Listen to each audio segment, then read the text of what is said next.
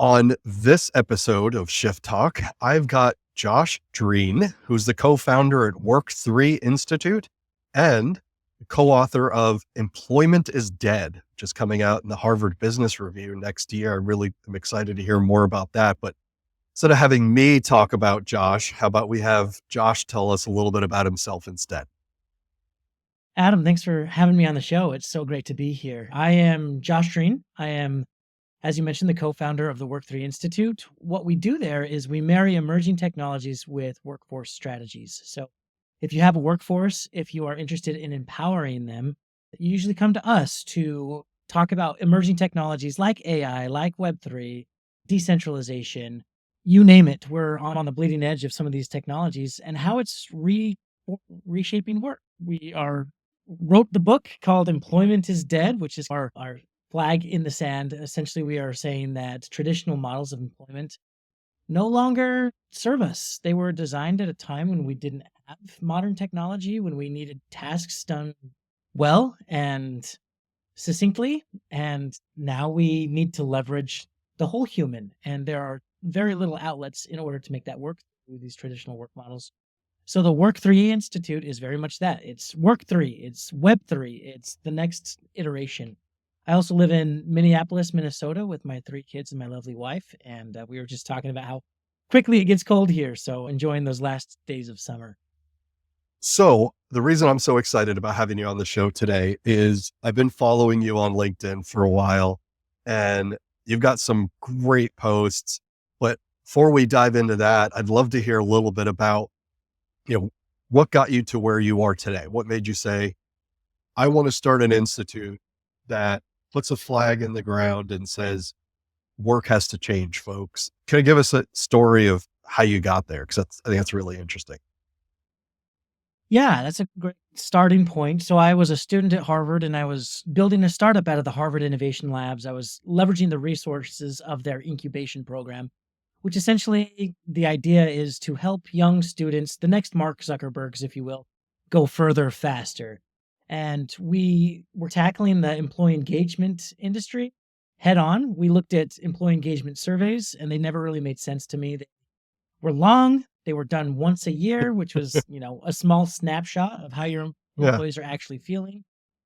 We weren't doing anything with the data, collect the numbers. We would never move them into actionable insights, which can really Yep. hurt your company's culture and the trust of employees. So we took a younger approach to it. We pioneered sentiment analysis in real time. That's a fancy way of saying that the younger generation is used to immediate feedback all day, every day through social media. So if we can get closer to collecting that feedback in an organic way that highlights the relationship, that we can build better cultures, we can build more trust, and we can see those engagement numbers rise because engagement today, especially, is just completely in the toilet. It's Gallup just abysmal. posted their worst numbers in 11 years. Disengagement is an all-time high right now. And that's including the pandemic, which blows my mind. Right. We're an unhappy workforce. And that's where I stay rooted is that employee experience design. How do we design experiences that employees want to have that meets their needs? And again, we're just a startup. I swung out and started doing HR consulting with a consulting boutique, a little small outfit, but we were working with large organizations like McDonald's and Cargill through the pandemic of how do they help their frontline employees stay? How do they uh, stay happy? And there was just a moment, and I remember it vividly. I was just sitting there thinking about all the work that needs to go into designing a better experience. And it was like, I realized that companies either one, don't want to or don't care about employee experience design, basically because that's how the system has been set. They care about it, but they can't do it well enough or fast enough to meet the needs of the emerging workforce. And so Mm. you get to this place where employees are unhappy. They Right. definitely are not finding happiness in their job. And corporations are starting to favor shareholder experience, especially as you see the economy turn, right? It's all about Yep. shareholder experience, not employee experience. Employee experience design takes a backseat. Long story short, so many companies have showed us that they just don't even care about the workers that work for them. or they don't understand why they should care. And so you get Yeah. stuck, then why should they work for you? The foundation of the book essentially is you can't offer employees what we call the 10 operating principles of Work3, which is ownership over their work, which is flexibility in their work schedules, autonomy to make decisions based on what they're seeing on the front lines. If we can't offer that to them, why should they work for us? And right now, the answer is because they need money and the economy doesn't look good. Yeah. What happens when Great Resignation 2.0 is upon us? It's Yeah. not going to be pretty. Well, I think you nailed it when you said companies don't see why they should care, right? For the last 100 years, corporations, there is no line on a P&L that the CFO is looking at that measures what employee satisfaction is, right? It's typically not reported in a quarterly report to shareholders. So until you start measuring it, which is what you're getting at, you're not going to manage it. And I think that's what we've seen, especially over the last 10 years, but it's been a trend towards that. And I feel like we've now reached a point where the workforce is saying, okay, you're not going to show any real interest in taking care of my needs. I'm not going to show any interest in taking care of the company. And it's a really interesting dynamic because what I hear a lot from companies, especially in manufacturing and distribution, where leadership has gotten to where they are because of that hard work, determination, and a culture growing up in the 60s, 70s, 80s, where it was a privilege to have a job. That was the way a company thanked you, was allowing you to keep working there and keep earning a paycheck. And you put in 50, 60, 70 hours a week and you were thankful for that. And now that dynamic isn't there anymore. They're looking at the workforce today and going, what's wrong with people? They're lazy. They're not loyal to the company anymore. They're not grateful for anything. Are you seeing that same dynamic? Absolutely. And the reason why is because the company is not holding up their end of the bargain. That's very simply what's happening here. When you look back, let's look back 20, 30 years. The Yeah. idea was, hey, you go to college, learn some skills, come work for us. We will take care of you for 30, 40, 50 years. We'll pay you great. We'll let you retire with great pension. And then you can go off and explore and do all of the things that you've wanted to do. And we're seeing that model completely fracture from the start to the finish. You look at kids coming out of college, right? They are $100,000 in debt trying to pay for school where they thought they would be guaranteed a job. It's no longer the case. You look at their parents who can't retire because the system just hasn't worked for them well enough for them to feel comfortable retiring and being able to pay for all the expenses in their life. So you have the boomers hanging on longer than ever before. You have an emerging workforce that we are completely unprepared for, and companies don't know what to do. They don't know why the promises are broken, and they don't know how to fix it. And so fundamentally, I just want to look at maybe three layers here, right? Yeah. The bottom layer is, I don't care about employee experience design. This is a business. Leave your emotions at home. Old school employment. That's where a lot of companies still are today. And they wonder why there's this disengagement epidemic. It's because you've created not a relationship. It's transactional. It's a contract. Layer up is like, oh, maybe we do need to have a little bit of a relationship with our people. So let's do some employee engagement initiatives. Let's get a ping pong table, put some toys in the workplace, or give them snacks in the break room. And those are superficial, okay, nice bell and whistle. But what I really need, if you're interested, company, and they say, nope, don't go there. And then the third layer up is, yes, employee engagement. We want to hear you. We have a continuous listening strategy. We're doing employee engagement surveys. Talk to us. And what we're seeing on this level is employees actually being honest, actually talking about how they're feeling. And they either get labeled as detractors, oh, they just don't care. Or the company says, we actually can't meet your needs because what you're asking for is outside the scope of a 9-to-5 corporate job. And if we're looking at Maslow's hierarchy of needs, you can't see this in the podcast. I'm like making a pyramid. At the top of the pyramid is like all right, I'm going to do right by me as an employee. That's the only choice that I have, which is run off and be a freelancer or a contractor in some way. But then you start to lose some of the stability of kind of work model. And so what we do at the Work3 Institute is we help transition, right? Hey, if they can't meet your needs, here's a Web3 model of work that actually gives you the stability that you want and need, gives you the ownership over the projects and the value you generate, gives you the flexibility to work when and how and where you want. These are things that employees actually want. If we can't give it to them, they're not going to just jump from job to job. They're going to jump to a Web3 model of work where employment doesn't even exist. It's dead, if you will. Yeah, no, that makes total sense when you describe it that way. And I think that's what's missing is a framework for how to make engagement a real thing instead of just an annual survey that everyone knows that they're going to get. They're going to fill it out. They may be honest. They may not be honest on it. And that data doesn't go anywhere. Nothing doesn't actually change in their environment or in their work-life balance. And so they just decide, okay, I'll start looking for another job because there's so many out there.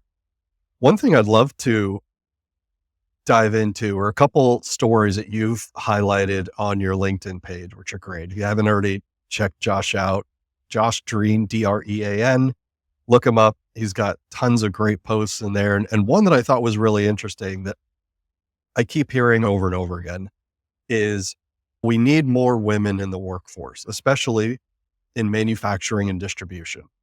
And one in particular you just posted was about Amanda. She's the only woman in her construction crew, another industry that's been, so let's be honest, lagging way behind. I actually talked to someone just a few weeks ago that is a director of HR in a construction company.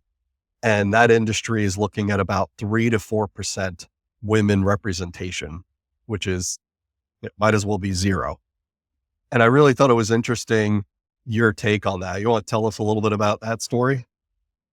Yeah, so it's interesting. A lot of these stories are sourced from TikTok Right. because I believe in employee experience design. I believe in listening to employees. And if you're not willing to do an employee engagement survey and share those results and publish them for the organization, then let's just go to TikTok and listen to them complain about it. Because guess what? They're going viral they're going viral. And they're not alone. And so there's a story about Amanda specifically who was doing her job. She's stereotypically in a job that doesn't favor women, right? She's a construction worker. She's a grader. And so an old couple approached her and gave her kind of this backhanded comment where they said, wow, I can't believe they let women do this job now. And her response was, are Right. you shocked when you see a woman doctor or a woman firefighter? I can do the job. I've been doing it for years. It's no big deal. So why is there this stereotype? And dig into some of the research there a little bit. Like, how often do we blame women for some of these economic workforce problems, which I think is just so ridiculous. There's not enough women working, or there's too many women working, or they just have babies and we have to give them maternity leave, which cuts into all of the stereotypes. There are designed specifically to help women in the workforce have all their needs met, especially when, and that's construction. You look at roles where they might be much more qualified to take the reins on jobs that are held by 100%. men who are underqualified, who don't have the skills and capabilities that they need, and yet there's still a glass ceiling for women. Mm-hmm. There's still a lot of issues there. So it's highlighting Amanda's experience to tell that story and share that data. Yeah, it's a really good call out for the kind of the lose-lose situation women are facing in the workforce, where there are no institutional supports for especially women who have children, right? There's no national daycare program, which that in itself, if you took out every other issue, that being true creates a massive challenge for women to enter the workforce. And companies are trying to figure that out, which I want to get to in a minute. What are some of the other things you've seen that companies are trying to do and failing miserably? Like that, they're humorous, but I think there's some really good examples in there of this is what not to do when you think of engagement strategies and programs. What are some of the things you're seeing companies, fail miserably at? Oh, so much. So much is on display right now of worst business practices I've ever seen that rip at my soul. First and foremost, the recruiting process right now is abhorrent for any of you out there who are searching for a job. You know it and you see it and you feel it. It's not great. First off, we're posting It's ghost not great. jobs. We're not even trying to hire. We're just trying to pretend like it looks like we're hiring. And then we're using AI Yep. inefficiently to scan through hundreds of applications and cut people who are very qualified out in an instant. And then we have 6 or 7 interviews to just tell them that we've given the job to an internal hire. Countless stories on TikTok about this exact thing, how the job market is just stagnant, how no one can find a job, especially these young college graduates. And so it's on full display. And when companies complain that like Gen Z is lazy or they are ghosting them, they're not even showing up for the interview, it's because it goes both ways. You can't treat them Right. poorly and expect them to be okay with that, right? And Gen Z specifically is going to be the generation that pushes back. Millennials, Right. my generation, we complied. Yeah. We're like, all right, this is weird. This doesn't make sense, but I guess that's all we got to do. And they're like, no, if it doesn't make Yeah. sense, then I'm not going to do it. Especially again, when we look at the series of broken promises for the younger generation, they just don't see the system working in their favor at all. And it's Yeah. tragic. I saw you had a post just, I think it was last week, where a woman who worked for a company for 24 years, right, gets an email. Sorry, you're terminated as of this date. That's it. Not even a phone call, not a meeting with HR. Just, okay, go find another job. The meantime, companies are saying workers aren't loyal anymore. They won't work hard and put in the time and energy needed. But at the same time, they're looking around going, my older siblings, my parents, friends of my parents, I've seen them get laid off with no warning after working for a company for 20 years. They don't have enough retirement saved up. They have no pension. Why do I want to do that? And it's funny how we've all had that voice in the back of our head, right? You were saying millennials, I'm Gen X. It's just by the 8th interview round, and now you're asking me to do homework for the company that you're probably going to use in your next campaign without giving me credit or any type of financial incentive to do this. But you know what? It's just, that's what the system asks. And so I'm going to do it. Mhm. And I love this new generation that just says, yeah, no, I'm not doing that. Yeah. Go do something else. An unpaid internship? I don't understand what you're Yeah. even saying. Like, so Like, you're trying to get free labor at it, right? Sure, that'll oh my get you to goodness. the next level, is what they tell you. And 1, I don't believe you. 2, I'm Right. not working for free. Like, Yeah. and Oh, these are practices that we should be pushing back on, right? You're highlighting a thing that is, in my mind, this is not, oh, it's you and it's me. It's corporations have not held up their end of the deal. They say, come work for us for 30 years and you'll have a retirement. You might say that. will I? I can tell you're lying. And if you look at the number, HBR just did a study, and trust, especially among frontline employees, is abysmal. It's under the 25% mark. It's no one trusts companies. They recognize that companies are for the money, for the shareholder, Right. if you will. They don't care about employees. They have used a lot of practices to undercut both employees and consumers. We're seeing that kind of with this inflation. You can see fake inflation. You can see a lot of, long story short, right? Companies are making record profits, and they're also saying, we don't have enough to pay employees a livable wage, which is BS. And so, Right. and why should they just comply and be like, oh, okay, so I guess I will do exactly what you asked me to do? It's no. So it's a huge problem. And I just made this other video that I thought was, this is a girl named Mick who she essentially starts the video by saying, I don't want to work anymore. And then says, all right, now you guys can go in the comments and complain about how lazy I am. Right. For those of you who actually want to hear my experience, stick around. And she pretty much just says, I do want to work. I'm not lazy. Like, I'd go crazy if I'm just sitting at home all day. And I do love my job. I genuinely love my job. But the problem is wages have not kept up with the cost of living. So even if I am loving my job and doing the best that I can, I'm not getting paid enough to live. And the stats are crazy, right? 8.7 million Americans now work 2 jobs to afford the cost of living. The cost of college tuition has risen 65% since 2000. Home prices have gone up 47% since 2020. Rent costs have gone up 19% in the past 5 years. Groceries are at least 25% more since the pandemic. The average American is $100,000 in debt, and the federal minimum wage has been stuck at $7.25 for the past 15 years. Well, and again, going back to how it used to be is maybe if I work a little harder, I'll find favor with the boss, I'll get a promotion, Yeah. and I'll make more money, have more responsibility, and live the American dream. Yeah. That just isn't the case because very actively we are seeing quiet promotions where you get promoted into a role without additional pay. Why would Yep. anyone step into a bigger role without any pay, knowing that there's more responsibility, especially coming out of the pandemic where everyone's experiencing burnout? Our mental well-being at work is in the toilet. And now we're returning to the office and doing a bunch of other things that just don't make sense anymore. And quiet quit. And quiet quitting isn't I'm going to be lazy or I'm going to try and take advantage of the company. It's setting boundaries, healthy boundaries, which if anyone's ever gone to a therapist, that's a big part of the job, which is teaching people how to set healthy boundaries. They're setting boundaries with their work because they know that you're overworking me, you're underpaying me, I'm underappreciated. And so I'm just going to work to my contractual obligation and that's it. That's I it. do exactly what's in my contract because what incentive do I have to go above and beyond if you don't value me as an employee, you don't value my relationship with you, and you're not putting any sort of structure in place to design a better experience for me? You can imagine a large portion of the workforce is burned out, they're disengaged, they're tired, and they don't about the profits because there's no incentive for them to They're work not hard seeing to. any portion of that. Exactly. Yeah. So what are you seeing? I know it's easy to pick on companies for some of the dumb things they do. I saw one of your posts said, an employee appreciation gift that said, "You rock." And it was literally a bag with a rock in it.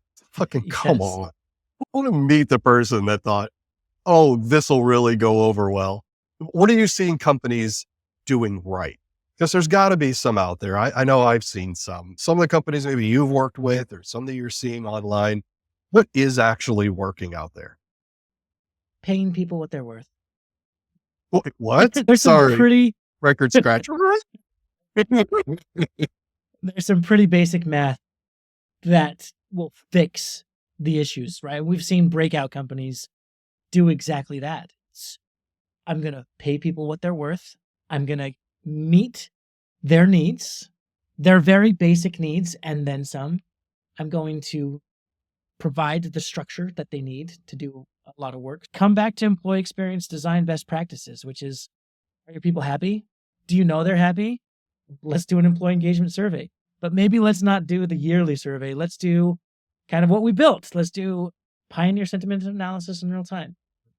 And a lot of those basic, I would say basic HR best practices, which to be honest, we're still way behind on those as well. Yeah. So, Yeah. there's a lot of work to be done. No, that's very cool. And I could definitely see the way we work changing very rapidly over the next few years, right? Technology is going to continue to disrupt how we work, where we work, when we work, and it should also be reflected in how we're compensated for doing that work. Make perfect sense.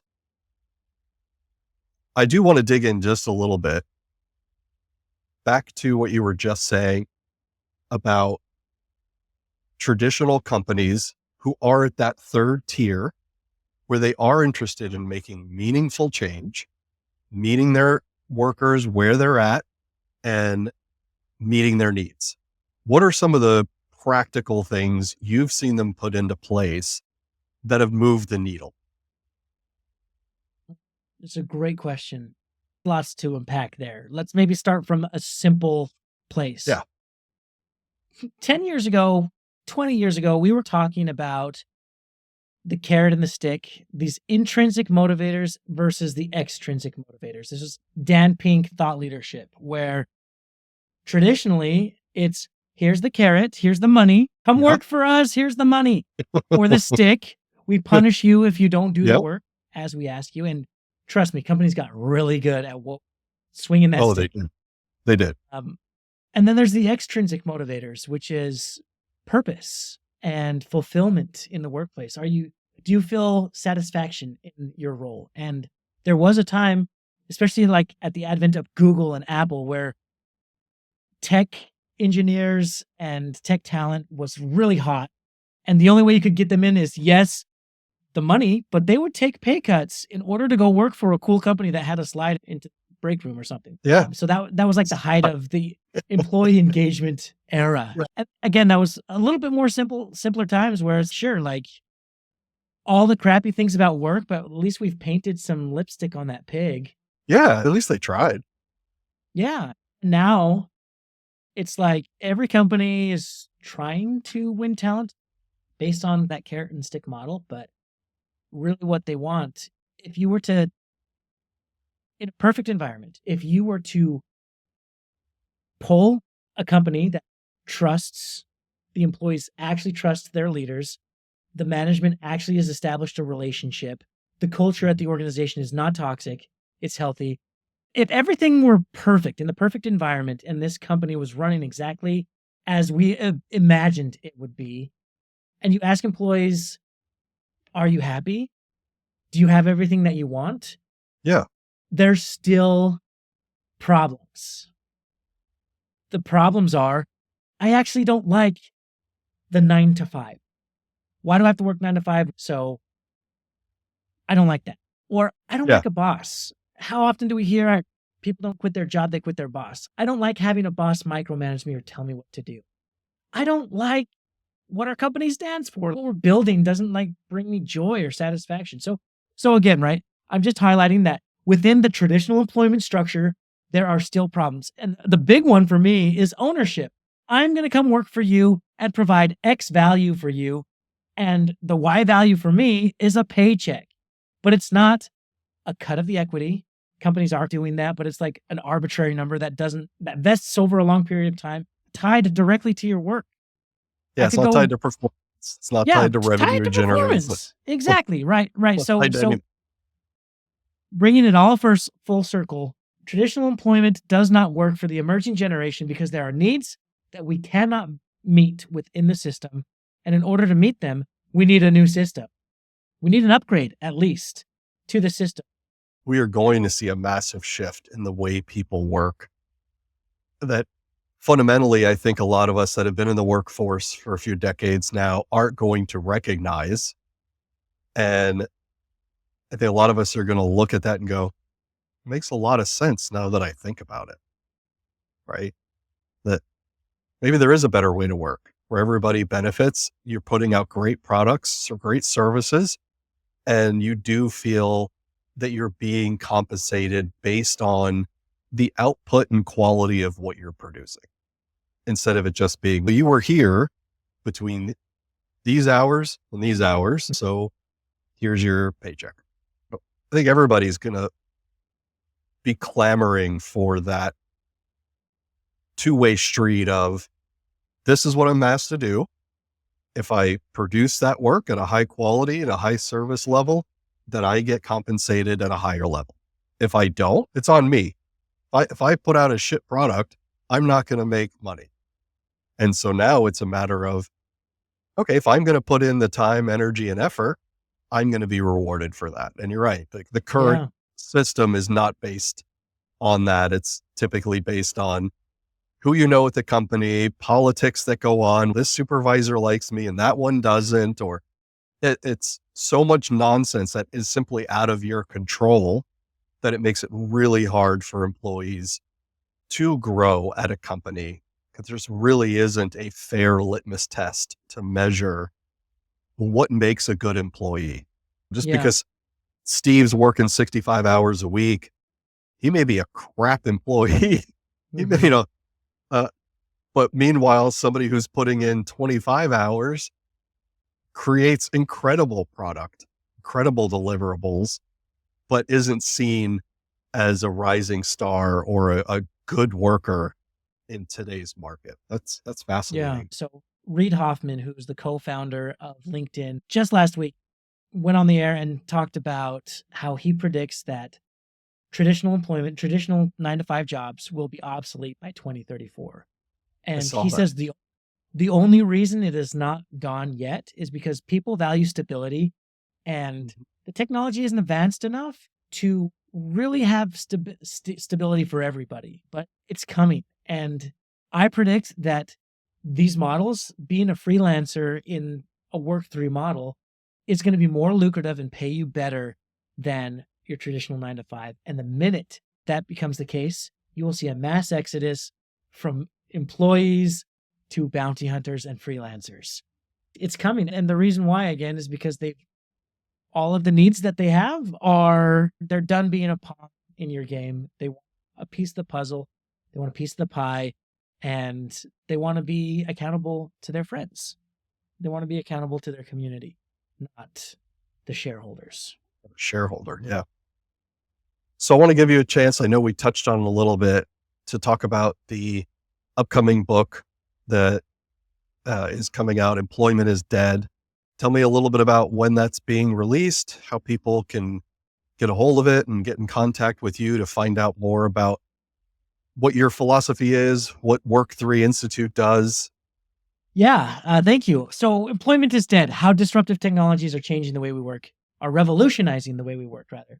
Really excited about it. You can pre-order it now. The book comes out in January, but it's up on Barnes & Noble, it's up on Amazon and Target. Anywhere you buy a book, there is a place. So we'll hopefully Cool. include that in the show notes. But Yeah, definitely. we lay it out very simply and very clearly, very straightforward. Here's why employment is dead. Here is the needs of employees that are not being met. We call them the operating principles.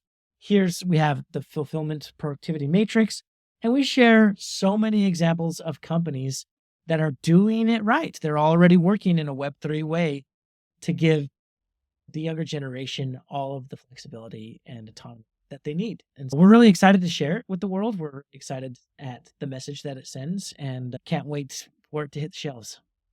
That's very cool. I've learned a ton just in the brief time we've been talking today. So definitely looking forward to getting a copy of that and digging into it a little more. Really appreciate you taking the time to come onto the show today.